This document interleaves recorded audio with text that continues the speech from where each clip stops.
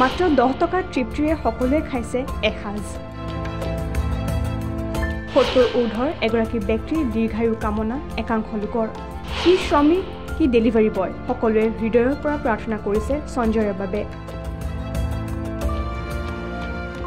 বিমান দুৰ্ঘটনাত মৃত্যু হোৱা বন্ধুৰ স্মৃতিত সঞ্জয়ে খুলিলে সৰু ষ্টল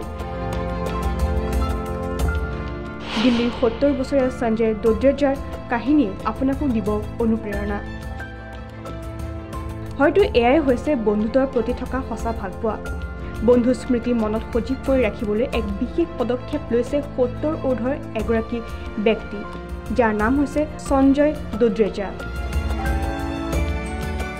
নিতৌ দুপৰীয়া 12 বজাৰ ৰাজপথৰ সমীপত খুলি লয় এখন সৰু ষ্টল য'ত পেট ভৰাই খায় সকলোৱে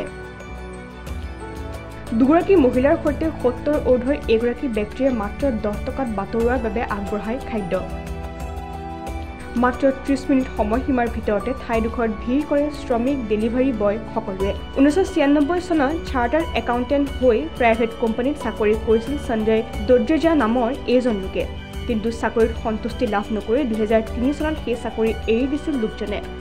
তাৰ পিছত নিজৰ প্ৰিয় বন্ধুক এটা বিমান দুৰ্ঘটনাত হেৰুৱাই তেওঁৰ স্মৃতিত সঞ্জয়ে হামাৰী উড়ান নামেৰে খুলি লয় এটা NGO যাৰ লক্ষ্য আছিল দৰিদ্ৰ আৰু আৰ্তনাথসকলক সহায় কৰা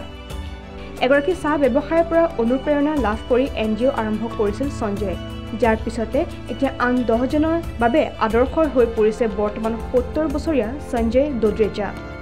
এই পদক্ষেপ কেৱল খাদ্য বিতৰণতে সীমাবদ্ধ নহয় সঞ্জয় NGOটোৱে দিল্লীৰ 50খন চৰকাৰী বিদ্যালয় স্বাস্থ্য শিবিৰ আৰু সুৰক্ষা কৰ্মশালা আদিতো কাম কৰে নিউজ ডেস্ক ৰিপোৰ্ট কাৰেঞ্জন আছাম